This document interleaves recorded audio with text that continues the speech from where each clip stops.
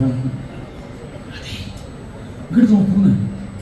ഇതവിടെ തൻ്റെ ഭർത്താവിനോട് താൻ രഹസ്യമായിട്ട് പറഞ്ഞ കാര്യങ്ങളൊക്കെ അവളോട് പറയും. ഇങ്ങോട്ട് വരൂ, നോക്കി കീഴ്പോട്ട് വെച്ച് വരൂ, മറിഞ്ഞു വേണ്ട പ്രശ്നം ഇവിടെ വന്നിരിക്കും, ഇവിടെ ഇവിടെ ഇവിടെ ഇങ്ങോട്ട് വരൂ. അവിടെ ഇല്ലാണ്ടാവിടെ വന്നിരിക്കും. ഞാൻ രഹസ്യമായിട്ട് കാര്യം പറയാൻ പോകും. അപ്പൊ പരസ്യമായിട്ട് ഒരു പരിചയങ്ങളെ ഉറപ്പാടുണ്ട്. ഇങ്ങോട്ട് നോക്കൂ, ഇവിടെ ഇവിടെ എന്താ ഈ രഹസ്യം മുഴുവൻ അടിച്ചുവാനോട് പറയും. അടിച്ചു വരുന്ന ആള് അടുത്ത ഇഷ്ടമുള്ളവരോട് പറയും, അതിൽ വേറൊരാളോട് പറയും, അതിൽ മറ്റവരോട് പറയും. പറഞ്ഞ് രഹസ്യം മുഴുവൻ പരസ്യമായിട്ടും. അതാണ് ഈ ചാരപ്രവൃത്തിയിലൊക്കെ സ്ത്രീകളെന്ന് പറയാനുള്ള കാരണം. പരസ്യമാക്കി തീർക്കാൻ അവരെ കഴിഞ്ഞിട്ടേ വേണമെന്നുള്ളൂ. സത്യഭാമ ഈ രഹസ്യം കൊടുത്താൽ അല്ലാതെ എന്താ പറയൂ, ഞാനല്ല പിന്നെ ആരാ അർജുനൻ. അർജുനൻ മരിച്ചുപോയി, ആരും മരിച്ചില്ല. അവരൊക്കെ ഏകദേശം ബ്രാഹ്മണ വേഷാവലിക്കായിട്ട് എടുത്ത് വേറൊരു പറയുന്നത് എനിക്ക് വിശ്വാസമില്ല, വിശ്വസിപ്പിക്കാൻ പകലെ കൂടിയതായിരുന്നു. ആരാചില്ല ആരാ സംശയിക്കണം. ഭീമസേനൻ ഒന്ന് രണ്ട് കഥകൾ സൂചിപ്പിക്കാൻ ഉത്സാഹിച്ചപ്പോൾ ഭഗവാനാണ് വിശ്വസിക്കാനും വയ്യ, വിശ്വസിക്കാതിരിക്കാനും വയ്യ. എന്നാ പുറപ്പെട്ടേക്കാം, എന്തെങ്കിലും പുറപ്പെടാത്ത കുറെ നേരം ഞാനുണ്ട്. എന്നാ തോന്നുള്ളൂ, എന്നെ കുറച്ച് കഴിഞ്ഞിട്ടുള്ളൂ, പുറപ്പാട് കഴിയില്ല. ഞാൻ നേരെ വിടുകയാണെങ്കിൽ ഞാൻ എനിക്ക് വേറെ ഭാര്യ പോ, ഞാൻ പോവാം, രുക്മിണിയെ വിളിച്ചേക്കാം. അപ്പൊ ഞാൻ പുറപ്പെടാം. രുക്മിണിയെ വിളിക്കാൻ വരുമ്പോൾ സർജി മത്സരമുണ്ടല്ലോ സാധാരണ. അപ്പോ ഭഗവാനെ വേണ്ട പോലെ സന്തോഷിപ്പിക്കാനായിക്കൊണ്ട് ഭാര്യമാരിൽ പ്രധാനപ്പെട്ട ആ സത്യഭാമ കാര്യമായിട്ടിനെ ആ കൈ പിടിച്ചുകൊണ്ട് ഭഗവാന്റെ കൂടെ സത്യഭാമ. അപ്പോൾ ആ ജ്യേഷ്ഠനായിട്ടുള്ള ബലഭദ്രര് അധികം അവതാരകൃഷ്ണനാണ്. ഒട്ടഭവനത്തിലാ ആരാ ഉണ്ണിയല്ലത് എവിടേക്കാ പോണേ? ജ്യേഷ്ഠൻ അല്ലെ വിവാഹത്തിന് പോവാണ്. ഏത് വിവാഹം പ്രത്യേകിച്ച് പറയുമ്പോൾ പാഞ്ചാലീശ്വരം എനിക്കറിയായില്ല. കുറച്ച് ദിവസം മുമ്പേ ആ രുക്മിണി സ്വയംവരത്തിന്റെ കഥ ഞാൻ പ്രത്യേകിച്ച് പറയണോ? അന്ന് ഞാൻ ഉണ്ടാവുന്നില്ലേ രാജാക്കന്മാർ യുദ്ധത്തിൽ പുറപ്പെട്ടപ്പോൾ കൃഷി ജയിക്കുന്നതായി.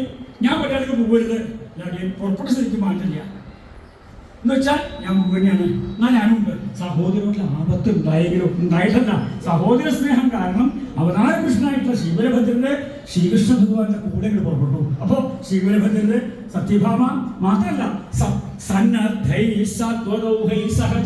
സന്നദ്ധങ്ങളായി സാത്വിക പ്രഭൃതികളായിട്ടുള്ള അസംഖ്യം യാദവ സൈന്യ സമേതം 10 കോടി നാരായണം എന്നു പേരായിട്ടുള്ള സൈന്യങ്ങളിൽ പുറപ്പെടുവിച്ചു.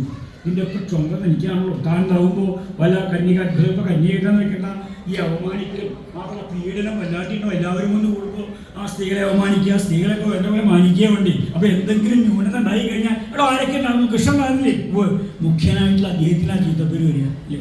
ഇപ്പോൾ വല്ലാണ്ട് സ്ത്രീ പീഡനം നടക്കുന്നുണ്ട്. അതൊക്കെ മുഖ്യൻ നിരപരാധിയാണെങ്കിലും കുറ്റമുള്ളോ അദ്ദേഹത്തിനാവുമല്ലോ. അത് ഇടവരുത്താണ്ടിരിക്കാൻ സൈന്യത്തിനെ മാത്രമേ ഇപ്പോൾ എല്ലാവർക്കും പേടിയില്ലേ അവരെ പുറപ്പെടുവിച്ചു. അതാണ് സന്നദ്ധ എന്ത് ചെയ്യാനും പഠിക്കാത്ത നാരായണം എന്ന് പേരായിട്ടുള്ള സൈന്യസമേതം ആ ജഗന്മനോഹര സ്വരൂപനായ അവതാരകൃഷ്ണനായിട്ടുള്ള ഭഗവാൻ ശ്രീകൃഷ്ണൻ ആ പാഞ്ചാലി ഉത്സവത്തിന് കൊടുക്കും. എന്താ ഉദ്ദേശം? ദുർബധ നൃപതനൂജോത്സവം മാനയുഷ്യൻ. ദുർബനാകുന്ന നൃപന്റെ തനൂജയുടെ ഉത്സവത്തെ മാനിക്കാൻ പാഞ്ചാലനാകുന്ന രാജാവിന്റെ പുത്രി പാഞ്ചാലിന്റെ വിവാഹം വളരെ മംഗളാക്കി തീർക്കണം. അത്ര മാത്രമല്ല അമുഷ്യാം നൃപസമിതവും പാഠാനാം കീർത്തിലക്ഷ്മി അഭിയേതയിഷ്യൻ. ഈ രാജസഭയിൽ വെച്ച് തൻ്റെ പ്രഥയുടെ പുത്രന്മാര്, തൻ്റെ അച്ഛൻ്റെ പെങ്ങളാണല്ലോ പ്രഥ കുന്തിദേവി. ആ കുന്തിദേവിയുടെ മക്കളായിട്ടുള്ള പാണ്ഡവന്മാരുടെ യശസ്വി അവരാരും മരിച്ചിട്ടില്ല. ഒക്കെ മരിച്ചു എന്നാണല്ലോ ജനശ്രുതി. അപ്പോൾ അവരാരും മരിച്ചിട്ടില്ല. അവരൊക്കെ പാഞ്ചാലത്തിൽ വരും. ആ പാഞ്ചാലി സ്വയംവരം വേണ്ട പോലെ മാനിക്കുക. പാണ്ഡവന്മാരാരും മരിച്ചിട്ടില്ല എന്ന് ജനങ്ങളെ ബോധ്യപ്പെടുത്താനും കൂടിയിട്ട് ഉദ്ദേശിച്ചുകൊണ്ട് അവതാരകൃഷ്ണനായിട്ടുള്ള ഭഗവാൻ ശ്രീകൃഷ്ണൻ ദ്വാരകാനാഥനായിട്ടുള്ള അദ്ദേഹം ദ്വാരകയിങ്കിൽ നിന്ന് ജ്യേഷ്ഠനോടും സൈന്യങ്ങളോടും തൻ്റെ പ്രിയമായിട്ട് സത്യഭാമയോടും പോയിട്ട് ദ്വാരകയിൽ നിന്ന് പുറപ്പെട്ട ക്രമേണ ആ പാഞ്ചാലത്തെ പ്രാപിച്ച് രംഗപ്രദേശത്തിങ്കൽ സമസ്തന്മാരായിട്ടുള്ള ഭക്തന്മാരും ആ കുറച്ച് സമയം ഭഗവാനെ കാണാനായിക്കൊണ്ട് അനവധി കാലോ പോയിരുന്നു. ഇവിടെ ഉണ്ട്, വരുന്നുണ്ട്, വന്നു, എവിടെ അറിയില്ല. അപ്പോ കാണാൻ സാധിക്കുകയാണെങ്കിൽ അദ്ദേഹത്തിന്റെ മനോഹര സ്വരൂപം ഒരു മാത്രം കാണാൻ ആ മുഖത്തോട് പോയിട്ട് നാരായണ നാരായണ ഗോവിന്ദ ഗോവിന്ദ ഹരേ ഗോവിന്ദ അങ്ങയെ കാണാൻ വേണ്ടി മാത്രം മോഹിക്കുകയാണല്ലോ. കാണാൻ സാധിക്കുമാറാകണമേ. കാണാൻ പറ്റുമോ? തിരക്കിൽപ്പെടുമോ? വയ്യാണ്ടായുണ്ട്, ക്ഷീണിക്കുന്നുണ്ട്, കാണണമെന്ന് മോഹമുണ്ട്, എനിക്ക് എപ്പോഴാണ് കാണാൻ പറ്റുക? അങ്ങനെ ഓരോരോ ഭക്തന്മാരും ഭക്തകളും ആ ഭഗവാന്റെ മനോഹര സ്വരൂപം ദർശിക്കാനായിക്കൊണ്ട് ആഗ്രഹിച്ചുകൊണ്ട് സർവന്മാരും പാഞ്ചാലത്തില് പാഞ്ചാലീശ്വരനെ മാനിക്കാനായിക്കൊണ്ട് എഴുന്നള്ളിയിട്ടുള്ള ഭഗവാന്റെ മനോഹര സ്വരൂപം എല്ലാവർക്കും എപ്പോഴും കാണാൻ പറ്റില്ലോ.